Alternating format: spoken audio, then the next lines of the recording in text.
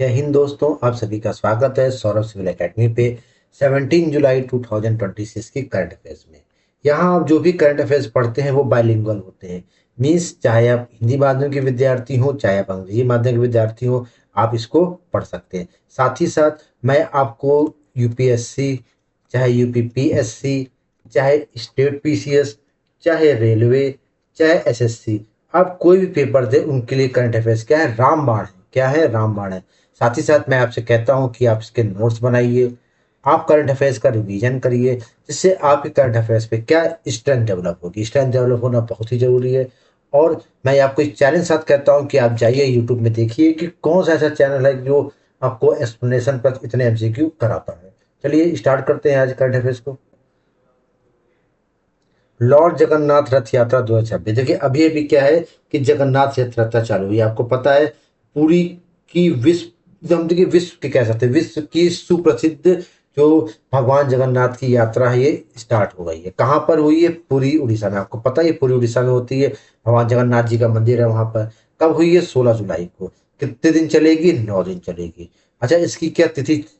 16 जुलाई की नहीं, शुक्ल पक्ष की तृतीया, आषाढ़ महीने के शुक्ल पक्ष की तृतीया में इसको सेलिब्रेट किया जाता है, मतलब मनाया जाता है। अच्छा, और इस यात्रा में 3 तरह के रथ होते हैं, अलग अलग तरह के रथ होते हैं। जिसमें भगवान जगन्नाथ जी के रथ का नाम क्या है? नंदी घोष नाम है। बलभद्र मतलब उनके जो बड़े भाई बलराम भैया है, उनके रथ का नाम क्या है? क्या है? तलध्वज है, तालध्वज है। और सुभद्रा जो उनकी बहन है, उनके ध्वज का नाम क्या है? दल दर्प दलन। क्या नाम है? दर्प दलन। ये तीनों चीजें आप याद रखिएगा कि बलभद्र जी के रथ का नाम तालध्वज है और सुभद्रा जी जो उनकी बहन है उनके रथ का नाम दर्प दलन है। अच्छा, ये अनुष्ठान में क्या होता है कि जब यात्रा मतलब पहुंचने वाली होती है, कहाँ पर पहुंचने वाली होती है? एक मंदिर है जिसका नाम क्या है? गुंडीचा। कौन से नाम है? मंदिर का नाम है गुंडीचा। गुंडीचा में जब पहुंचती है तो उसके रास्ते में जो है, जो पाथवे साफ किया जाता है वो किससे साफ किया जाता है? गोल्डन ब्रूम से। मतलब एक सोने की झाड़ू है, सोने की झाड़ू, उससे मार्ग को साफ किया जाता है। इसको छेरा पहरा कहते हैं। क्या कहते हैं? छेरा पहरा कहते हैं। इस अनुष्ठान को छेरा पहरा कहते हैं, रिचुअल्स को। और फिर ये गुंडीचा मंदिर पहुंच जाते हैं, यहाँ पे 9 दिन रहते हैं, विश्राम करते हैं, उसके वापस जर्नी मतलब वापस आ जाते हैं। इसको क्या कहते हैं? बहुड़ा यात्रा कहते हैं। क्या कहते हैं? बहुड़ा यात्रा कहते हैं। तो इतनी चीजें आप जो है जगन्नाथ यात्रा पे याद रखिए, बहुत महत्वपूर्ण है। The famous Chhera ritual belong to which of the following cultural event? Puri Rath यात्रा। प्रसिद्ध छेरा पैरा अनुष्ठान लेकिन किस सांस्कृतिक उत्सव से संबंधित है? Puri Rath Yatra. Consider the following statement regarding Jagannath Yatra. The chariot of Subhadra is known Nandi Ghosh. नहीं, मैंने आपको बताया ना कि भगवान जगन्नाथ जी के रथ का नाम नंदी घोष है। किसके नाम है? जो जगन्नाथ जी हैं, जगन्नाथ भगवान हैं, इनके रथ का नाम क्या है? नंदी घोष है। तो ये तो गलत हो गया आपका statement. The return of journey of the chariot is celebrated at Bahuda Yatra. हाँ, ये बात सही है, रथों की वापसी को बहुड़ा यात्रा से मनाया जाता है, ये बात एकदम उचित है। क्या है आपका दूसरा सही हो गया? श्योर। ऐसा समझे जगन्नाथ रथ यात्रा conclude directly at the main Puri temple on the third day. क्या कह रहा है कि जगन्नाथ रथ यात्रा तीसरे दिन सीधे मुख्य पुरी मंदिर में समाप्त नहीं। हमने आपको बताया ना गुंडीचा मंदिर पे 9वें दिन जाती है, तो सीधे सीधे गलत हो गया। The deities rest at the Gundicha temple for 9 days before. देखिए वही चीज बोल रहा है ना कि जो डेटीज मतलब जो ईश्वर है, भगवान है जगन्नाथ जी, अपने परिवार के साथ 9 दिन बाद क्या करते हैं? लौटते हैं। जानी सीधी बात सही है। क्या हो गया आपका? ए सही, गलत है, आर सही है। Fifth BIMSTEC meeting, meeting of national security. अब ये भी क्या हुआ है कि पांचवी ब्रिक्स की पांचवी मीटिंग हुई है किसी सुरक्षा सलाहकार परिषद की। मतलब जो सिक्योरिटी चीफ्स हैं, जैसे हमारे यहाँ के NSA अजीत डोभाल जी हैं, वैसे ही जो सारे सुरक्षा जो चीफ हैं उनकी पांचवी बिम्स्टेक मीटिंग हुई। कहाँ पर हुई है? नई दिल्ली 17 जुलाई। कहाँ पर हुई है? नई दिल्ली को 17 जुलाई में। अच्छा, किसने चेयर किया है? अजीत डोभाल जी ने। किसने चेयर किया है? अजीत डोभाल जी ने। ये ध्यान रखिएगा, किसने चेयर किया? अजीत डोभाल जी ने। प्राइमरी एजेंडा क्या है, मतलब इस मीटिंग का मेन एजेंडा क्या है कि साइबर क्राइम को टैकल करना, टेररिज्म को टैकल करना और डिजास्टर मैनेजमेंट से क्या है, मतलब कि जो भी आपदाएं हैं उनसे टैकल करना, साइबर क्राइम से, आतंकवाद से, इन सब से निपटना क्या है इसका एम है।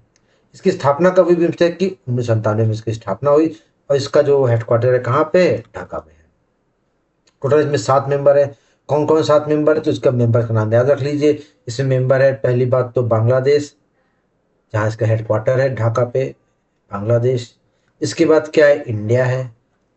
इसके बाद क्या है, म्यांमार है। म्यांमार के बाद श्रीलंका है। श्रीलंका के बाद कौन है, थाईलैंड है। थाईलैंड के बाद नेपाल है। और नेपाल के बाद क्या है, भूटान है। तो इसमें जो देश है ना, इनके नाम भी अब याद रखिएगा। तीन तीन छः एक सात देश क्या है, इसमें मिलके शामिल है। उनके बीच मीटिंग हुई है। हेडक्वार्टर जो कहाँ पर हुई, नई दिल्ली में होस्ट हुई है। अजीत डोभाल जी जो है यहाँ पर इन्होंने चेयर किया मीटिंग को। फिर जो permanent headquarter of BIMSTEC, Dhaka. BIMSTEC का स्थायी सचिवालय कहाँ है, ढाका में। Consider the following statement regarding fifth BIMSTEC national security chief meeting. The meeting हुआ चेयर बाय अजीत डोभाल, नई दिल्ली। बात बिल्कुल सही है, बैठक की अध्यक्षता नई दिल्ली में अजीत डोभाल द्वारा की गई, बात उचित है। बिम्स्टेक 8 मेंबर कंट्रीज, ये गलत जवाब है। अभी हमने आपको गिनवाया ना कितने 7 देश हैं, तो क्या एक सही है, दूसरा क्या है। Counter terrorism and cyber crime were major focus area of the fifth security chiefs meeting. ये बात सही है। जो काउंटर टेररिज्म है, पांचवी सुरक्षा प्रमुखों की बैठक में आतंकवाद का मुकाबला और साइबर अपराध मुख्य फोकस क्षेत्र, बात सही है। क्यों, क्योंकि BIMSTEC ensure regional security stability में बे ऑफ बंगाल लिटरेचर। हाँ देखिए, बे ऑफ बंगाल मल्टी सेक्टोरियल इसका फुल फॉर्म है। तो इसी वजह से क्या है कि जो बे ऑफ बंगाल में इसी में ये सिक्योरिटी करता है, तो काउंटर टेररिज्म जो भी गतिविधियां को काउंटर करने के लिए, इसलिए तो क्या कर रहा है, हो रहा है, क्योंकि बे ऑफ बंगाल क्या करना है, सिक्योर करना है। टॉपिक थी इंडिया फर्स्ट हाइड्रोजन ट्रेन। देखिए बहुत ही महत्वपूर्ण सवाल।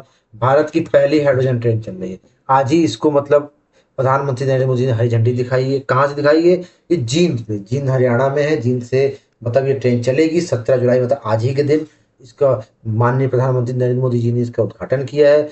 और ये कब से कहाँ, जींद टू सोनीपत जाएगी। कहाँ से कहाँ जाएगी, जींद से सोनीपत जाएगी। जीरो एमिशन गोल आपको पता ही, देखिए क्या है, हाइड्रोजन कंबशन होगा, एनर्जी देगा, प्लस क्या देगा, H2O निकालेगा, है ना। तो क्या जीरो, क्योंकि भारत का जो टारगेट है वो क्या है, जीरो कार्बन बाई 2070। भारत ने 2017 तक जीरो कार्बन का लक्ष्य रखा है। और इसमें क्या है, एडवांस हाइड्रोजन फ्यूल सेल्स हैं जो क्या केमिकल रिएक्शन करेंगे ऑक्सीजन सेल, और क्या एनर्जी प्लस H2O निकलेगी। टोटल 8 कोच है। टोटल कितने, 8 कोच हैं। 8 पैसेंजर कोच हैं, 2 ड्राइवर कोच हैं। जो पावर कार में जो होते हैं, आप देखे होंगे ब्रेक यान होता है गाड़ियों में, कोच होते हैं, ठीक है, ड्राइविंग कोच वगैरह होते हैं। तो वो सब मिला के टोटल 10 कोच हैं, 8 पैसेंजर कोच हैं। और उसकी कैपेसिटी, पावर कैपेसिटी कितनी, 2400 किलोवाट की है। और 26 पैसेंजर यात्रा कर सकते हैं। और वर्ल्ड की ये मतलब हम कह सकते हैं कि ये वर्ल्ड में अगर बात किया जाए कि विश्व में पहली बार क्या कहते हैं कि हाइड्रोजन ट्रेन कहाँ चली थी, तो विश्व में पहली बार कहाँ चली थी, ये चली थी जर्मनी में। और अगर ये पूछ ले कि किन किन देशों में है, तो आप लिख लीजिए। देखिए कई चीज़ें मैं आपको PDF भेजता हूँ, लेकिन कई चीज़ें इसमें एक्स्ट्रा रहती हैं, इसलिए वीडियो जरूर देखा करिए। USA, जापान, जापान के बाद कनाडा, कनाडा के बाद साउथ कोरिया, और अपना ये विश्व गुरु भारत जो है, कितना हो गया, पांचवा। तो 1 2 3 4 5। तो आप लिख लीजिए 5 देशों के पास, 5 कंट्रीज के पास और भी मतलब क्या है, हाइड्रोजन ट्रेन है। USA, Japan, Canada, South Korea और इंडिया। और इंडिया 5 शामिल हो गया। India first hydrogen power train was flagged off between which two station, Jind to Sonipat. कहाँ से, जींद टू सोनीपत। पहली हाइड्रोजन संचालित ट्रेन किन दोनों स्टेशन में हरी झंडी दिखाई गई, जींद से Sonipat. Consider the following regarding H2 train. The primary by product of hydrogen fuel cell operation is carbon dioxide. गलत जवाब। हमने बताया ना, हाइड्रोजन फ्यूल सेल है। हाइड्रोजन सेल के संचालन का प्राथमिक उत्पाद बाई प्रोडक्ट कार्बन नहीं, कार्बन डाइऑक्साइड। किया मैंने बताया ना, वाटर निकलेगा, H2 प्लस O2 क्या निकलेगा, H2O निकलेगा। तो ये Germany is the first country in the world to introduce commercial hydrogen. हाँ ये बात सही, जर्मनी वाणिज्यिक हाइड्रोजन ट्रेन शुरू कर विश्व का पहला देश था। तो सही हो गया, आपको दूसरा पहले सही है। Next, hydrogen fuel cell train consider crucial for India 2070 जो क्लाइमेट गोल। बिल्कुल सही बात है, भारत के 2070 क्लाइमेट गोल्स के लिए हाइड्रोजन फ्यूल सेल क्रूशियल है।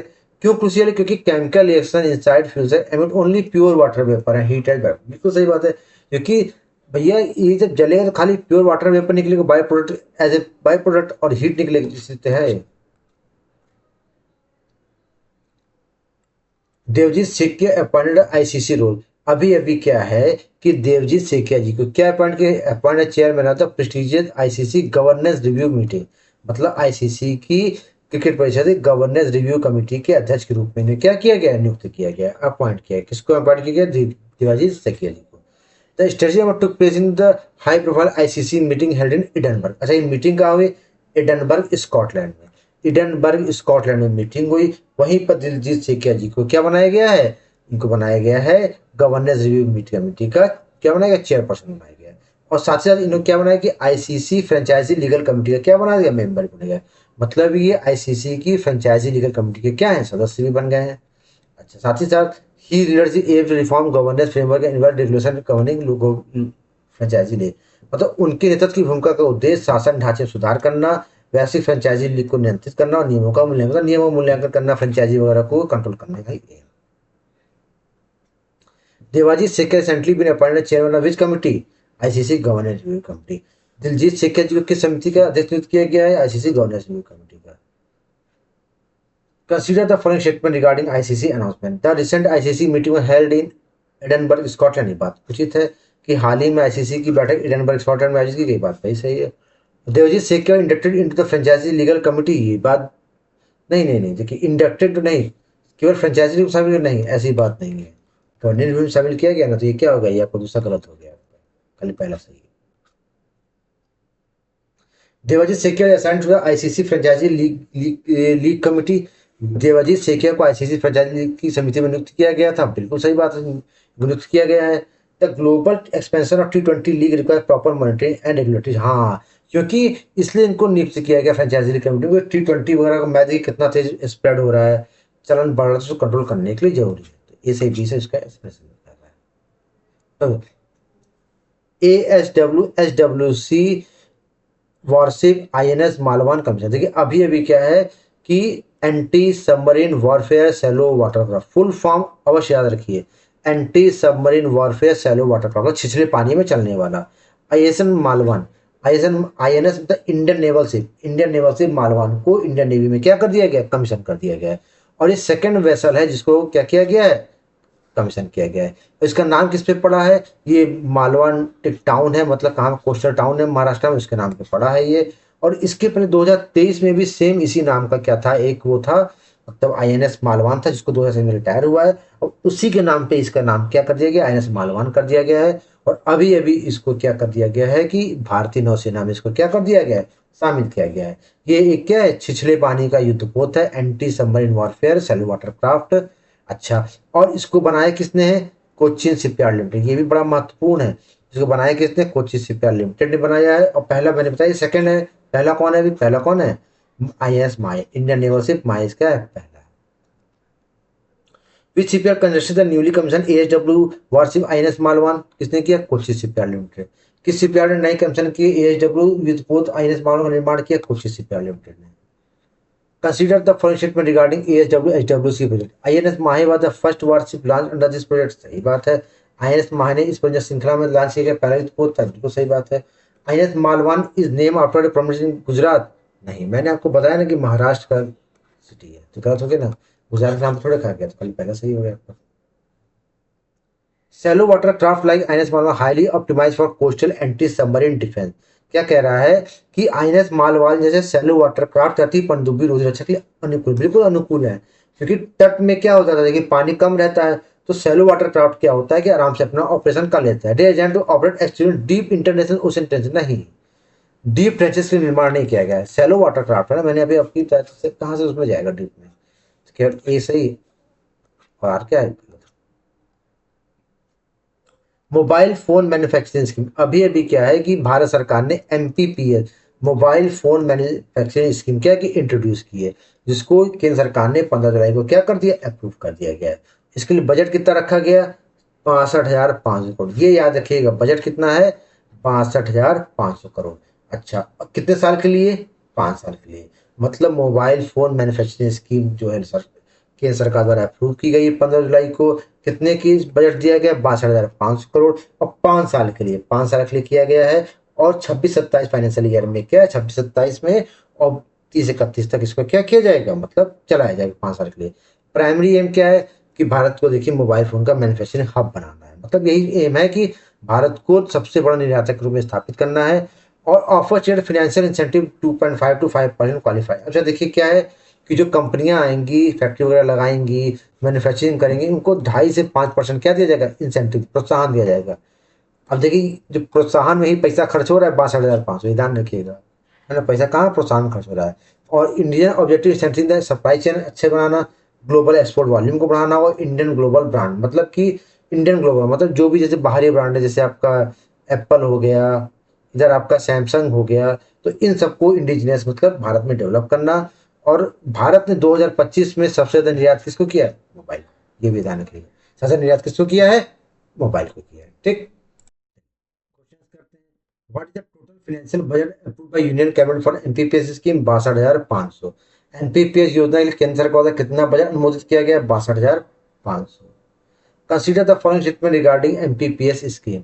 The tenure of this scheme fix for 3 years. हमने बताया अभी अभी है ना, ये 5 साल के लिए है, तो गलत हो गया पहले ही। Incentive range from 2.5 to 5%। हाँ, ये बात सही है कि जो उसमें प्रोत्साहन राशि प्रदान की कितने रहेगी? 2.5 से 5%। तो क्या केवल बी सही हो गया आपका?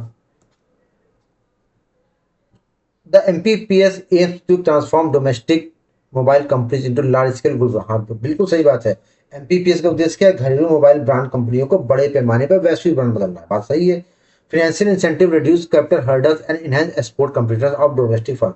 बात सही है। देखिए फिनेंशियल प्रोत्साहन मिल जाएगा तो प्रोडक्शन बढ़ेगा, डोमेस्टिक फर्म कंपटीशन में आ जाएंगी, तो सही बात है, दोनों सही है। चलिए नेक्स्ट, ऑपरेशन सदर्न रेडीनेस 26 दो मतलब 2026 का सेकंड है, ये ध्यान रखिएगा।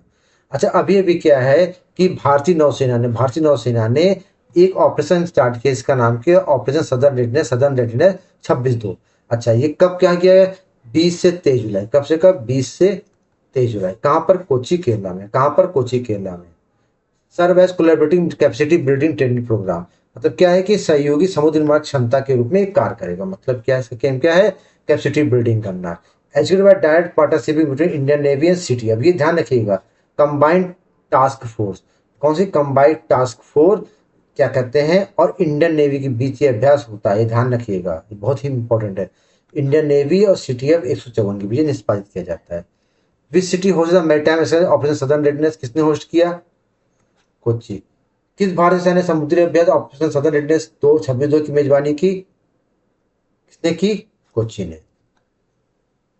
Consider the following statement regarding operation southern readiness. It is a joint domestic exercise exclusive only to Indian coast guard. नहीं भाई, इंडियन कोस्ट गार्ड कहाँ है? इन भारतीय नौसेना की बात कर रहा है, तो गलत हो गया। Is involve active element combined task force 154। हाँ, ये बात सही है। सीटीएफ 154 है इसमें। इसमें कंबाइंड टास्क फोर्स 154 के साथ सक्रिय समन्वय शामिल है, ये बात सही है, तो क्यों दूसरा सही है आपका। Operation southern readiness help to secure vital international sea lanes of communication. Operation southern readiness संचार के महत्वपूर्ण अंतर्राष्ट्रीय समुद्री मार्ग सुरक्षित करने में मदद करता है। बात बिल्कुल सही है भाई। इसलिए तो कर रहा है, बहुत समुद्री मार्ग है, वहाँ पे संचार माध्यम सब अच्छा हो सके। Multinational partnership through CTF 4 country piracy and booster maritime safety. हाँ, बिल्कुल सही बात है।